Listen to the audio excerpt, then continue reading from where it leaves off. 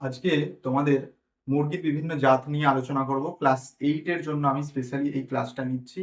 তাদের সামনে ফর্মেটিভ পরীক্ষা বা সামেটিক পরীক্ষার জন্য তোমরা কিন্তু সবাই ভিডিওটা দেখবে এবং যদি কোথাও অসুবিধা হয় আমাকে কমেন্টে জানাতে পারো, আমার ফোন করেও আমাকে জানাতে পারো, হোয়াটসঅ্যাপে জানাতে পারো, যে কোনো জায়গায় জানাতে পারো। তবে ইউটিউবের কমেন্টেই জানাবে, তাতে এক জায়গায় উত্তরটা দেওয়া যাবে এবং অন্যরাও দেখতে পাবে। আচ্ছা, তাহলে মুরগির বিভিন্ন জাত নিয়ে আমরা আলোচনা করব। মুরগি হলো অর্থনৈতিক ভাবে গুরুত্বপূর্ণ একটি পাখি। এই মুরগির উপযোগিতার ভিত্তিতে, মানে উপযোগিতার দুটো, একটা হচ্ছে মুরগি থেকে আমরা ডিম পাই আর মুরগি থেকে আমরা মাংস পাই। এই উপযোগিতার ভিত্তিতে মুরগিকে তিন ভাগে ভাগ করা যায়। কি কি? না, একটা হচ্ছে ডিম উৎপাদনকারী জাত। মানে আমরা যেসব মুরগি দেখি তার কিন্তু বিভিন্ন জাত হয়, বুঝলে? তা এবার জাতটা কিভাবে ডেভেলপ করা হয়েছে? না, তার উপযোগিতার ভিত্তিতে। কেউ বেশি ভালো ডিম দিতে পারে, সেই জন্য ডিম উৎপাদনকারী জাত হিসেবে তাকে গণ্য করা হচ্ছে। কেউ তার মাংস উৎপাদন খুব বেশি, সে হয়তো ডিম বেশি পারতে পারে না, কিন্তু তার মাংস উৎপাদনের ক্ষমতা অনেক বেশি, সেই জন্য তাকে মাংস উৎপাদনকারী জাত বলছে। আর কেউ কেউ আছে দুটোই করতে পারে, তাকে উভগুণ সম্পন্ন জাত বলছে। তাহলে প্রথমে হচ্ছে ডিম উৎপাদনকারী জাত।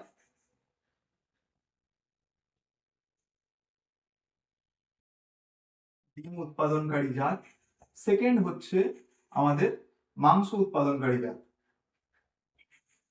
মাংস উৎপাদনকারী জাত, মাংসের জন্য পোষা হয়। আর থার্ড হচ্ছে উভগুণ সম্পন্ন জাত। উভগুণ সম্পন্ন জাত। ঠিক আছে, একটা হলো ডিম উৎপাদনকারী জাত, মাংস উৎপাদনকারী জাত, আর উভগুণ সম্পন্ন জাত।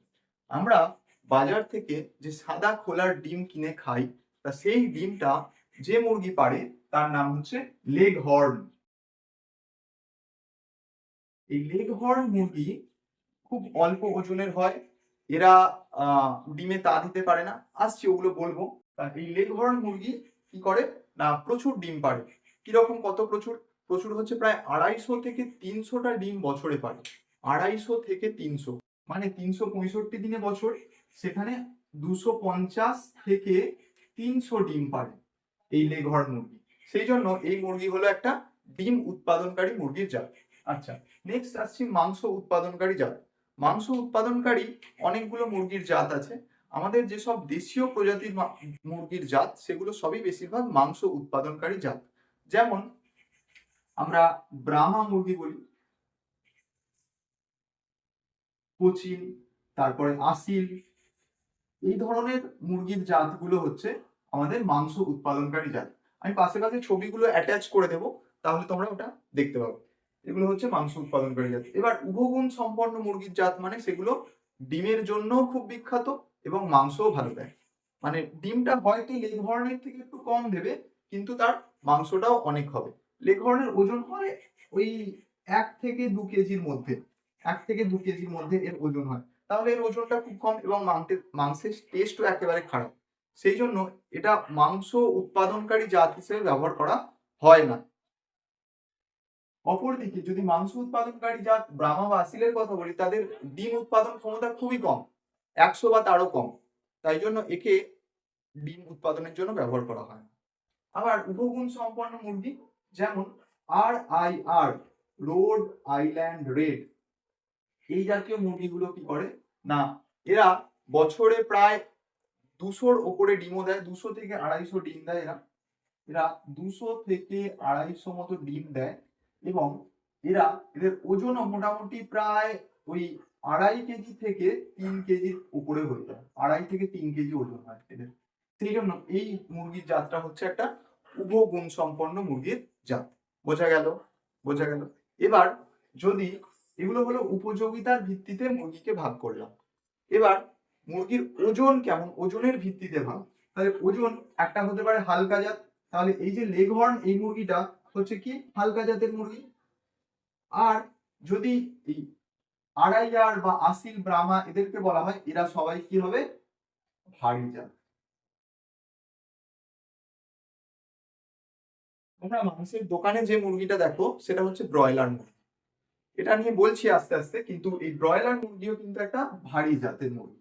তাহলে এখানে ব্রয়লারও লিখতে পারি, কিন্তু মাংস উৎপাদনকারী জাতের মধ্যে ব্রয়লারও কিন্তু একটা লিখতে পারি। তাহলে এরা হলো ভারী জাত, এরা হলো হালকা জাত। এবার এটুকু আগে করে নাও, তারপরে মুছছি, দেখো লিখে নাও, মুছি এবার। আচ্ছা,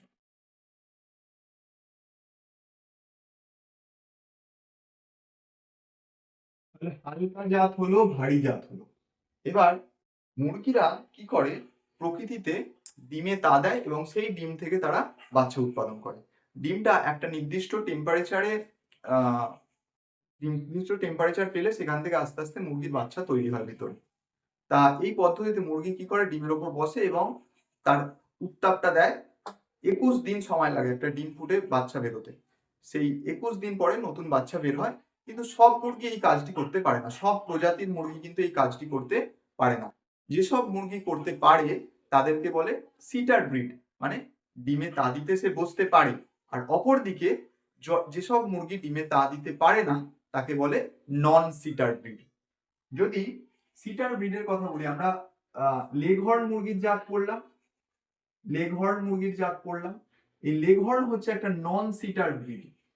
নন সিটার মানে এ কি করে, ডিমে তা দেয় না, ডিমে তা দেবে না। তাহলে এবার প্রশ্ন হতে পারে, স্যার ডিমে যেহেতু তা দেয় না, তাহলে এই মুরগির বাচ্চা কিভাবে জন্মায়? কৃত্রিম পদ্ধতিতে ইনকিউবেটর নামক এক ধরনের যন্ত্র আছে, যেখানে একটা নির্দিষ্ট টেম্পারেচার সেট করা যায়। সেই টেম্পারেচারের মধ্যে ডিমগুলোকে রেখে, টেম্পারেচার বা হিউমিডিটি মানে আর্দ্রতা বজায় রেখে এই ডিম থেকে বাচ্চা করা হয়। ঠিক আছে, মেশিনের দ্বারা। এরা কিন্তু নিজেরা বাচ্চা উৎপাদন করতে পারে না, বা অন্য মুরগিকেও যদি ওদের ডিমগুলো দেওয়া হয় তারা কিন্তু বাচ্চা করে দেবে। তাহলে এই লেগহর্ন হচ্ছে একটা নন সিটার ব্রিড, একটা হালকা জাতের মুরগি। কি কি বৈশিষ্ট্য লেগহর্নের আমি বলি, যদি একটা হালকা জাতের মুরগি মানে এর ওজন হবে 1 থেকে 2 কেজি।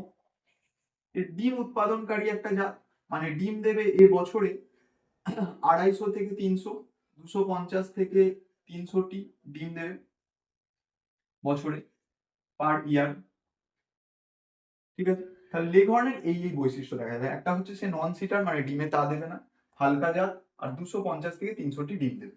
আচ্ছা, যদি RIR বা রোড আইল্যান্ড রেড এই মুরগির জাতের কথা বলি, এটা একটা 1 নাম্বার, এটা একটা নন সিটার।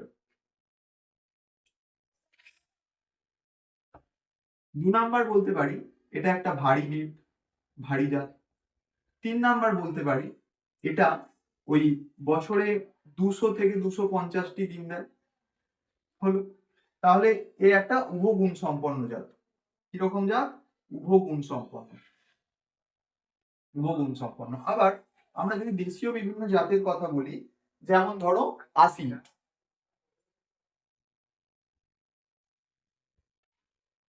আসিল, ব্রাহ্মা এই জাতীয় মুরগির কথা যদি বলি, এরা 1 নাম্বার হচ্ছে ভারী জাত।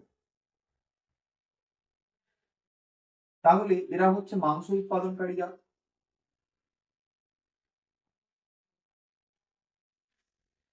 মাংস উৎপাদক জাত। আর কি লিখতে পারি, এদের ডিমের প্রোডাকশন খুব কম, সেটা ওই নিয়ার অ্যাবাউট 100টা, 100টা। ঠিক আছে, 100 থেকে 150, 100 থেকে 150 এরকম রেঞ্জ। হ্যাঁ, 100 থেকে 150টি ডিম পারতে পারে। আর কি, এরা হচ্ছে সিটার ব্রিড। এখানে নন সিটার পড়েছিলাম, এরা হচ্ছে সিটার। সিটার মানে ডিমে তা দিয়ে বাচ্চা উৎপাদন করে, এরা হচ্ছে সিটার ব্রিড, মানে ডিমে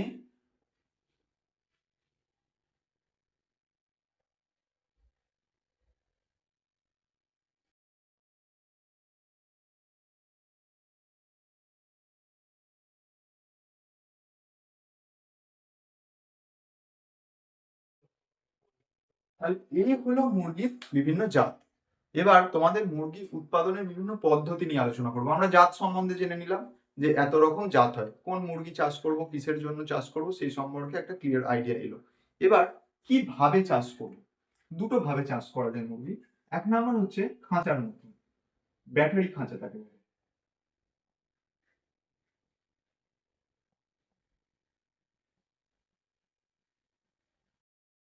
এই ব্যাটারি খাঁচার মধ্যে কি করা হয়, খুব ছোট খাঁচা থাকে। সেই খাঁচার মধ্যে 2 থেকে 4টি মুরগি একসঙ্গে রাখা হয় এবং এই মুরগিগুলো ওই খাঁচার মধ্যেই আজীবন থাকে। তারা খাঁচার মধ্যেই ডিম দেয়। সেখানেই খাঁচার বাইরে মাথা গলিয়ে খাবার খায়, জল খায় এবং তার মধ্যেই থাকে এবং তাদের যে ওয়েস্টেজ মানে মল-মূত্র এগুলো কি হয়? খাঁচা থেকে নিচে পড়ে যায় এবং সেখান থেকে আস্তে, আস্তে সংগ্রহ করা হয়। এইভাবে মুরগি পালনটা হয়। তাহলে ১ নাম্বার হলো ব্যাটারি খাঁচা পদ্ধতি। আমি ছবি দিয়ে দিচ্ছি কিভাবে চাষ হয় বা ভিডিও দিয়ে দিচ্ছি দেখতে পাবে।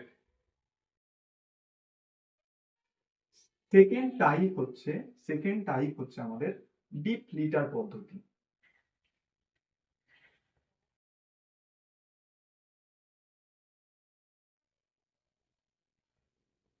এই পদ্ধতিতে কি করা হয়?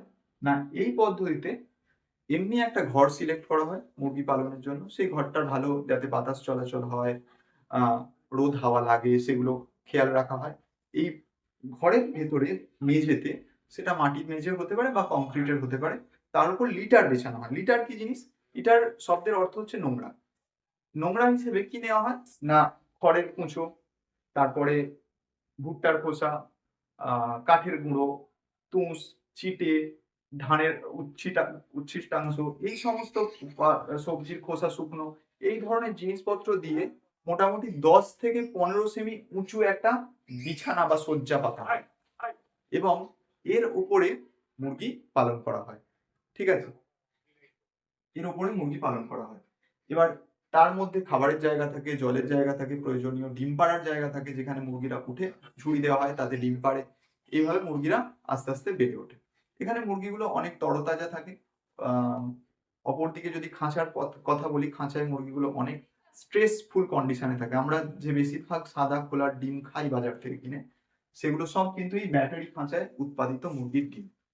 তা এরা কিন্তু প্রচুর স্ট্রেসে থাকে এই মুরগিগুলো। কিন্তু অপরদিকে যদি ডিপ লিটার সিস্টেমে করা যায়, মুরগিগুলো অনেক ফ্রিলি মুভ করতে পারে। ঠিক আছে? এবার আরেকটা জিনিস বলে ক্লাসটা শেষ করব সেটা হচ্ছে ব্রয়লার। ব্রয়লার মুরগি তোমরা নিশ্চয়ই দেখেছো সকালবেলা এক গাড়ি করে খাঁচা করে এসে মাংসের দোকানে আ ছেড়ে দেওয়া হয় এবং সেগুলো আস্তে, আস্তে কেটে, কেটে বিক্রি করা হয়। তাই ব্রয়লার হচ্ছে এমন একটা মুরগির জাত যেটা হচ্ছে সংকর জাত। আগে যেসব মুরগির জাত পড়লাম সেগুলো হচ্ছে পিওর ব্রিড। মানে এই জাতগুলো হচ্ছে কারো সঙ্গে মিশ্রিত নয়। কিন্তু ব্রয়লার হচ্ছে এমন একটা জাত যেটা অন্য জাত দুটো জাতের মিশ্রণের ফলে সৃষ্টি হয়েছে। সেই জন্য একে বলছে সংকর জাত। একে বলছে সংকর জাত। সংকর বানানটা দেখবে কিন্তু। বানানটা এটাই লিখবে। এটা হচ্ছে সংকর জাত। সংকর জাত মানে কি? দুটো জাতের মিশ্রণ। দুটি